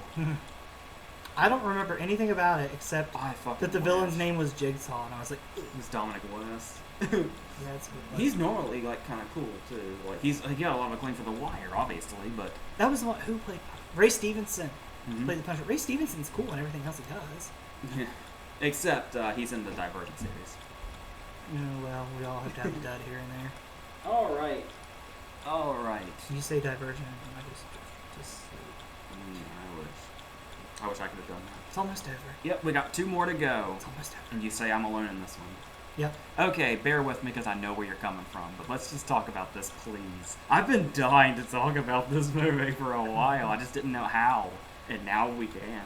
It's great. I have one thing to say about it when you put it up there, and it's actually an argument for the first and the second one. Ghost Rider is one of the coolest fucking looking characters you will ever see. Now you'll notice, this is Spirit of Vengeance, the sequel. Yeah, the first one gets a lot of hate too. But this one is a whole other thing. I almost struggle to say this is even a sequel to it. Because they show us the backstory again from the first movie, but it's like totally different. And what's funny is they didn't even change actors. So, obviously our devil not only is a different actor, but it's kind of a different character who even goes by a different name. So, like we had Metasopoulos, who was Peter Fonda, who was the devil, the shadow, all that. Which is kind of a cool little in-tie, seeing as how Ghost Rider rides a motorcycle. A little Easy Rider tie in there. Kind of cool. But now he's Karen Hines, and his name is Rourke, and he wears black suits, and he's awesome. He just struts around and does it's just awesome. Now, okay, yes, this movie, I was wondering exactly where I stood on this, because I know the critics hated it. That was a given. I wasn't sure about how audiences felt about it. Went to IMDb, it's got a 4. So clearly, and that's the thing, is I don't object, okay?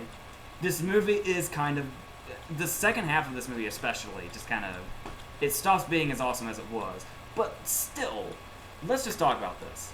You'll notice down here, it says from the guys that brought you Crank. Yeah, Melody and Taylor, the guys that did Crank and Gamer, made this movie. So, and here's the thing, this is Cage. Cage does his thing and everybody likes to make fun of it and all that, and he's kind of like the butt of jokes. But, it's just, this is Cage. They said, do whatever the fuck you want, and we will do it. And sure enough, he was like at Comic-Con or something, and they were interviewing him. And he was so calm about it, but it was so true. Because they were talking, and they're like, so how's the new Ghost Rider going to go? And he's like, well, those guys, they're extremists. I'm an extremist, so we'll see what happens. It's like, no fucking shit, only extremists made this movie. You've been holding this in for a while.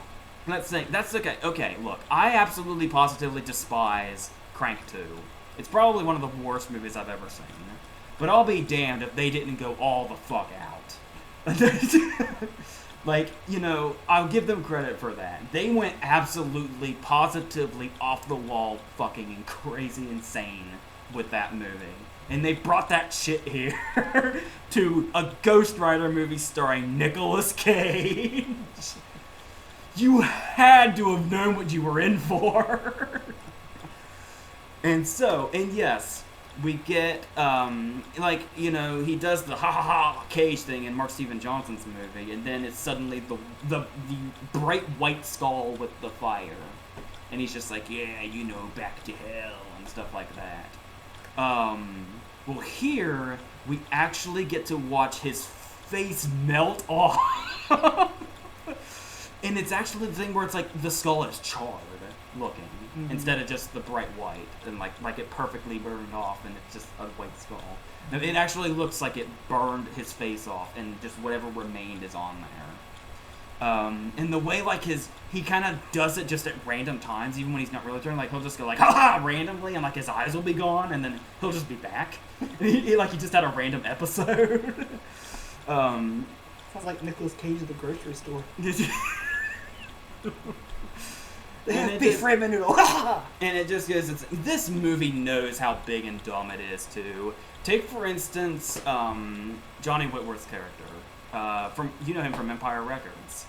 He's our villain, and he is a dude. He starts off as just like this dude that's just chasing him. This is the kind of movie where our villain is the guy from Empire Records, and his face-off with Ghost Rider is to take a big-ass gun, point it at him, and say, "Get some," before shooting him with it. This is just that kind of movie. When he uses the big machine as like a chainsaw. Yeah, that's fucking crazy, isn't it? I mean, yes, it's really, really dumb, but I mean, and Idris Elba is in this movie as a monk who just happens to wear a leather jacket and ride a motorcycle, and for some reason is French. None of it makes sense, but that's what makes it so grand. Is it an understatement to say that this is a guilty pleasure for you? Yeah, and take for instance, like I talked about how they totally changed, they go off like the first movie never existed. Remember how in the first movie Peter Fonda's like, if you do this, you know, stuff will happen, and he's like, I don't know, okay. And then it's like, haha, I have you now. The way they interpret that in this movie, so excited. The way they interpret that in this movie is, Rourke shows him the contract, he squeezes a glass bottle in his hand, and flicks his blood onto it. It's like they went absolutely all out with this. And yeah, it does get worse as it goes and a lot dumber, especially with the kid thrown in there. A kid character ruins everything. But then we have, when Kerrigan turns into the dude, he has a comic book name, but I can't remember what it is. But he looks normal, like he did in Empire Records, just older. But then suddenly he's white and decayed looking. He's got like all white clothes and long white hair. He looks like the fucking twins in the Matrix movies. And his power is that if he touches something, it just decays into nothing rapidly.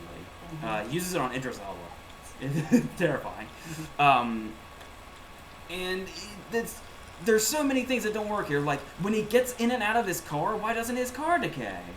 Because there's a moment where he's like digging through food and he finds an apple and he just watches it decay. And I love how that's like him discovering his powers because he just watches the apple decay and it's just like, this is so weird, man.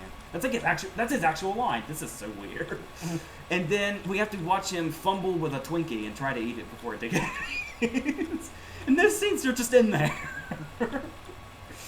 But I was like, yeah, I'm not sure how that works because the plastic on the Twinkie didn't decay, his car doesn't decay. I don't know how it works. Maybe it's his choice. I don't know. If it was his choice, he wouldn't have had to fight with Twinkie. Yeah, I don't know. Who fucking knows? Because that was my theory until you mentioned the Twinkie, and I was like, well, that theory's out the window. So, yes, this is a movie.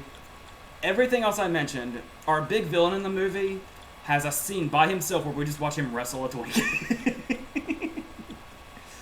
But yeah, once the monks come in and there's the kid and all that, yeah, it's not as fun. And it does get, the stupid really, really starts to show.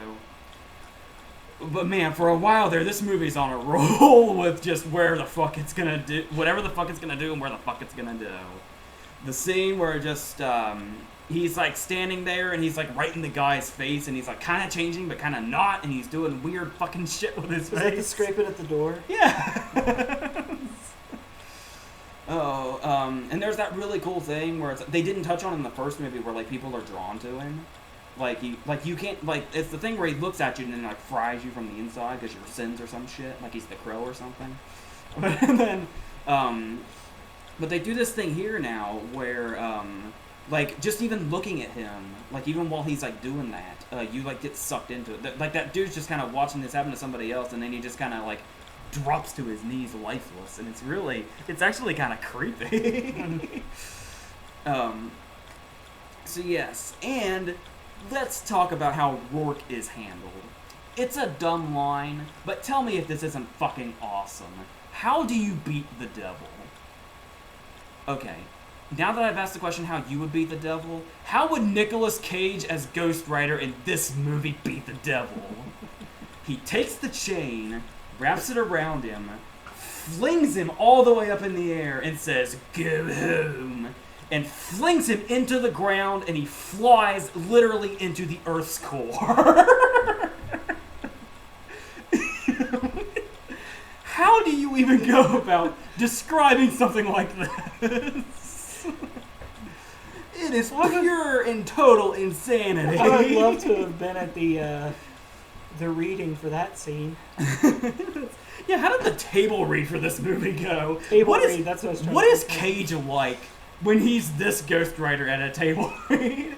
It's like, yeah, scraping up the floor. I'm gonna do all this stuff on the set, guys. Go home. It's like, yeah, go home is a stupid fucking line, but what follows is all that matters. It almost kind of makes it even, like, the stupidity of the line, go home when you kill the devil. Think of that, kill the devil. What does that even mean? I don't know. But anyway, what I'm really trying to say is, this movie's kind of fun. You've been holding this in for a while. And it took me forever, too. Because I was in the theater, I was watching it, and I was like, well, this is totally different. And then, I don't know. And then, obviously, it gets worse as it goes. And then, about the entire next month, I'm thinking about this movie. I was like, that was kind of fucking crazy, wasn't it? It's like it was so insane, it wasn't even registering in my head while I was seeing it for the first time.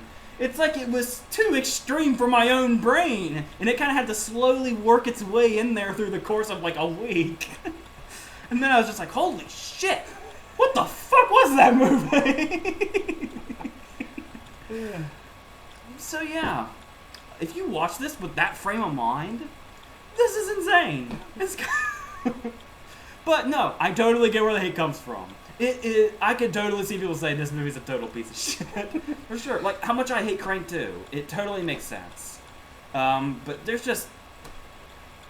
a fucking ghostwriter. A dude who rides a motorcycle with his head on fire is not in Crank 2. That's like the only thing that wasn't in Crank 2. There is a scene in Crank 2 where they do the thing and they turn into Godzilla monsters. Jason Statham and the other dude. They turn into Godzilla monsters and they fight and destroy the city. I swear to God. Good Lord. Oh my God. So do you like this movie? Not really, but it's awesome anyway. I mean, how can you see all that stuff and not at least go, that's ambitious? So pretty much when I said that when I want to see something destroyed and violent, I put in The Punisher, this is what you go for? Whew. It's certainly something. Let me tell you. I might have to try and make it all the way through it, because I only made it about 30 minutes in this movie. I probably saw nothing. That's crazy. I probably just didn't hold out long enough. Oh, man. So, yeah. But, all the hate, I get it. But I just wanted to talk about this movie. That's all. Okay, our last one... That's the most I've ever heard you say about that movie. I know, it's all kind of bottled inside me. It's like this extreme thing. I'll probably be a much more calm person now that it's all out there. It might be. I imagine anybody that you explained this movie to, in the way that you just explained it to me, would look like Ishmael and Kingpin. That's how I feel like people would look. Oh my God. Wow. It's like... Okay, we're going to go in a totally different direction now. Our last one, actually. Yeah, we're going to make it about the time I thought it would be. Mm-hmm. Unconventional. Was this a comic book? Or a comic anything? Yeah, I believe so. Yeah. I think it's based on something. Okay. The last one, I don't know how much hate this gets. Really, if anything, we just kind of wanted to raise awareness. Like, we just wanted to talk about this movie, really. And I think there are people out there that don't like it. I think critics might be in that group. Mm-hmm. But let's just go ahead and talk about it. Yeah. There we go. Yeah, I don't, because this is one of those ones where I don't hear, I often hear about how much people don't like it and how it's underrated. Like, they'll say, a lot of people don't like that movie, but I think it's great. To be honest with you, I've heard that so much, I honestly don't know I've never actually heard the hate. I just hear people say that it's hated. I think when it came out, it just kind of came and went. Yeah, I remember Ben Stiller got hit with a guitar by Jeff Jarrett promoting it. What? Yeah, they were like all the others were in the other room, and he came out. And oh my God, where's Owen when you need him? He could have broke that down for me. I told him when I brought this up, he was going to be here in spirit. So, he'll appreciate that preference. So go ahead, you start. I gotta settle down after Ghost Rider. Yeah, it's like I was watching your review of The Conjuring all over again. You got excited in that one too. Yeah. James Wan's going to be going in this territory soon too. Is he still attached to Aquaman? Are you going to be dishing out more high fives? This movie, this is an interesting one. And I love the premise. The premise is, what happens when there's nobody else for the superhero to fight? What does happen?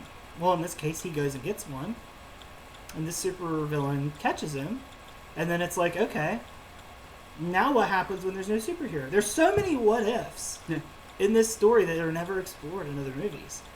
And then, go even further, what happens when not the villain, but the people that are trying to help accidentally kill the main hero? Then what happens? How screwed is your society? What do you mean we? I was right here. And there's so much fun to be had in this movie. The cast is insane. It is. We didn't know that in 1999, but that is a massive cast. It is. You got pretty much, and if you use character names, it makes it even more hilarious. Like looking at the character names right here. We've got, just at the characters on the back of this box, we have Ed from Good Burger, Derek Zoolander, I can't think of one for Hank Azaria, Gargamel, Jerry Lundegaard, Pee Wee Herman, and the dude from Dances with Wolves taking on Academy Award winner Jeffrey Rush. Who did have his Oscar by this point. Who did have it in hand. And not only Jeffrey Rush, but Eddie Izzard, too. Yeah. And who is the superhero that's going to stop Jeffrey Rush before the other people have to take over? Simon Bishop. The gay neighbor, and as good as it gets. That's who's going to do it. The host of Talk Soon is going to take him on.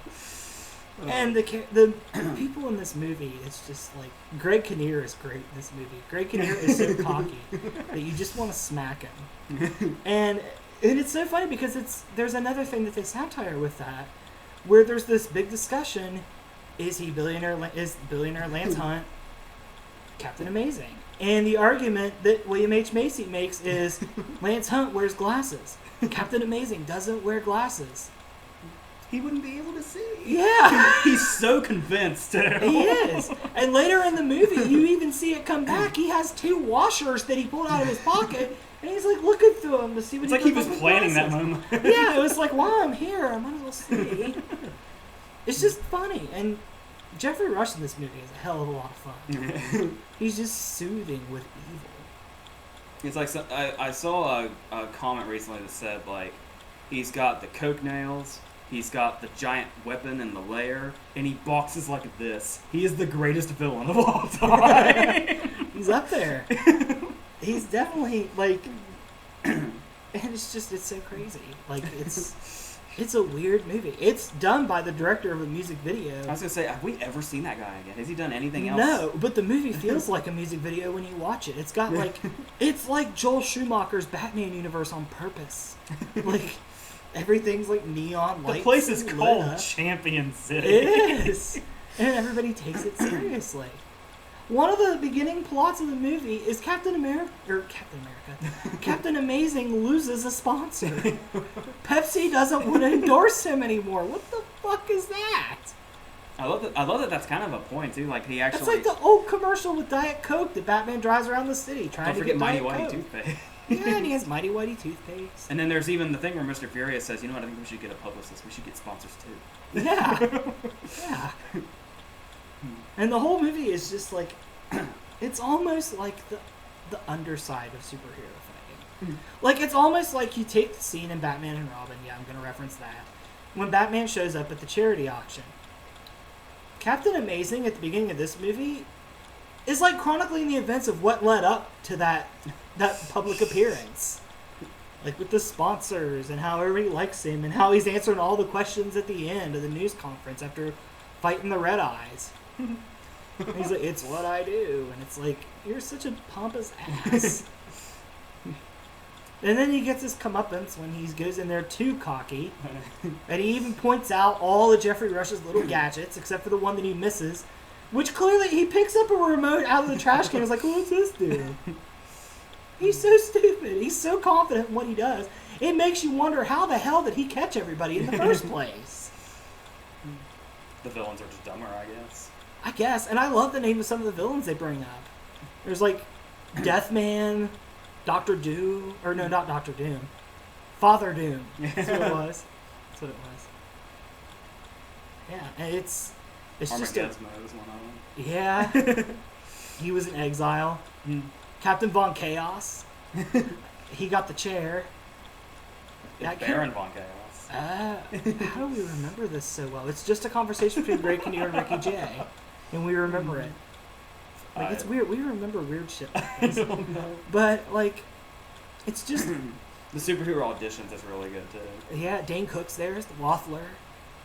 The Ballerina Man. Doug Jones's Pencilhead. Oh, yeah. That was his career after he ran up to Michael Keaton with a bomb screaming. But yeah, this movie is just fun. Tom Waits is a riot. He has an ingenious angle too, the non-lethal weapons. Yeah, he really does. Like, Batman and Dr. Heller should get together. And this kind of sets up like a whole like world, really, because you have the superhero audition, so you know people are still out there kind of doing that. And then there's all of them that could go in their separate directions. And then we see all the different groups of villains at Casanova's party. Yeah. Like Michael Bay. It almost... Dude, can we bring the brewskis? Michael Bay and Sula Green. To name a couple of people. Yeah. This movie, to me, is like a more kid-friendly version of Kick-Ass 2. Yeah. Like, there's a lot of similarities between this and Kick-Ass 2. There really is. Like, the Sphinx would kind of be like Colonel Stars and Stripes. Except Colonel Stars and Stripes doesn't make it. Who actually has the ability to cut guns in half with his mind, yet has them sewing. Yeah. Who's looking for the painting sheet? And it's so... And the funny thing is at the beginning of the movie, they're talking about the Sphinx.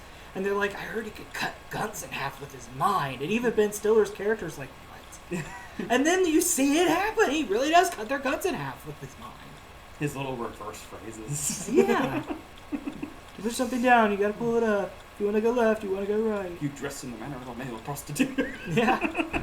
And then there's the big speech at the end where William H. Macy's making egg salad.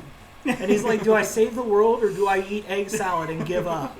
I mean, like, this movie is just so out there. The Spleen's ability is that he farts. He can fart in certain directions and increase intensity. Like, who does that?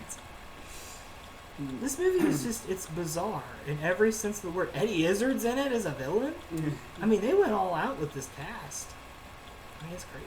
I mean, just looking at the cover here. The most irrelevant person is Kel. And even Kel's making a comeback now. You got Hank Azaria's little nerdy British guy we always laugh at the fact his name's Jeff. He's not even British. No, he's not. He's just some guy. But there's like a scene where like we always joke about how we see where Jeff works. You see his car. He has like a little yellow car. Yeah, it's just like a weird, bizarre movie, but it's fun. A lot of Azaria's lines are some of the best in the movie too. Mm-hmm. Not stab man. I don't know, like use a rake or yeah, something. it's like William H. Macy brings up the most logical thing ever. Like, Hank Azaria's weapon is that he throws forks. And William H. Macy's like, why don't you use a knife? And Hank Azaria is just pretty much... He's not stab man or knife people. Yeah, in his own way, he pretty much says, I don't roll that way. His suit doesn't even have blue on it. No, it doesn't. And Janine Garofalo talks to her bowling ball, who's the skull of her dad that was killed by Eddie Izzard. What the hell? At one point in the movie, with no fire around, Eddie Izzard sprays a can of hairspray, and it's flames. Like, he was just spraying his hair with it, too. And then he sprays out, and there's flames. There's no fire source. None. I've watched that scene, and I've looked. There's nothing. He doesn't have a lighter. There's no candle. There's nothing. It's just fire all of a sudden. And just the fact that the two main henchmen are two guys that are under the impression that Disco is still alive. Well, Eddie Izzard throws a fit over it. He's like, Disco is not dead. Disco is life. Yeah. It's just such a bizarre movie. Oh. It's out there. But it's a lot of fun.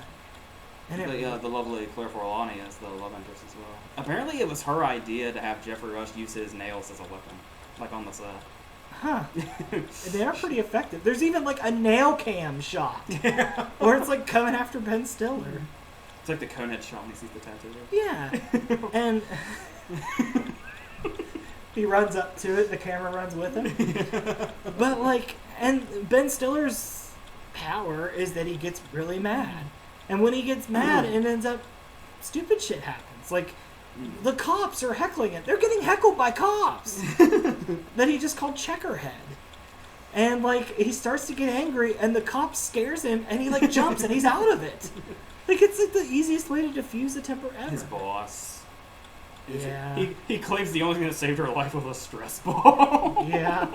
I mean, this movie's got some weird stuff going down. But it's hilarious. And intentionally. Yeah. So. Yeah, it's very funny. Like, there's this shit that happens, you're just like, oh my god. There's a scene where they trash Jeffrey Rush's car and just leave. And then that's another funny thing, too, because you see all the time where villains break up, or heroes break up, like, a villain plot. Like, what happens later? Well, the main characters trash Jeffrey Rush's car, they go to the bar and celebrate, and guess what? The bad guys showed up at the bar around their car. I love that shot of Rush just kind of... They think they're doing some real damage, and he's just sitting there rolling his eyes at them. He's annoyed more than anything. And then when, like, the spleen farts in the car, you see his hair wish, and he's just, like, very agitated. Like, he's not threatened by them at all. He's annoyed. He's just funny because villains normally get mad. If Lex can't defeat Superman, he's mad. If Two-Face can't kill Batman, he's mad. If the hero's trash Casanova Frankenstein's Corvette, he's just mildly inconvenienced and annoyed. It's like he has the same reaction as if he had to wait too long at the line at the DMV. He's not threatened. He's not threatened all the way up to the end. Even when it's him and Ben Stiller one-on-one, he's not threatened. The last thing he says right before he dies is, yeah, we've heard all that before. Yeah. He doesn't give a shit. He's like, you're nothing. And then when Ben Stiller beats him, it's a pretty awesome death, honestly. Which I don't get. Ben Stiller throws him over a rail by his cheeks. You can't do that with somebody. You can't get grip like that. I can't do that with my damn cat. But yeah, this is an interesting one. This one came out in '99. It's been out a while. It came out at an interesting time too to be what it is. Between Batman and Robin and X-Men, between Batman and Robin and the Resurgence. Yeah, and it's kind of right in the middle. It's silly, but it's supposed to be silly. That's probably why it failed so bad, too. I wonder what something like this would do today. I still don't know, but It's probably how successful is Kick-Ass? Moderately. If you make this rated R, you have Kick-Ass. Except Kick-Ass didn't have a Captain Amazing; it had no one. And it's a lot more kind of doing the grounded in reality thing, and this one's really fantastic. Mm-hmm. So. Yeah, which is funny because some of the powers because they try to ground it in reality. Like, Kel's the invisible boy, and they're like, yeah, you turn invisible, okay. But they totally are okay with a bowling ball that navigates itself around. Like, it's just... There's just so many weird things going on in this movie. It's an interesting little find. I think that wraps us up then. I think so. What's your next video after this one? It would be, well, this, I've already done the review for Batman vs. Superman when this comes out. So then the next one, I don't know. Still sticking with my prediction in the last video. Been hearing a lot of good things about Ben Affleck. You all can suck it. By the time they see this, it will be known whether or not. So. Mm-hmm. Gonna be interesting. I keep hearing that it's better. It's actually better than is advertised, and the advertising for it's been really good. So, yeah, it's gonna be interesting. You see how it goes. All right, I think we're done here. So all that stuff that Owen says, insert here, and that'll be that.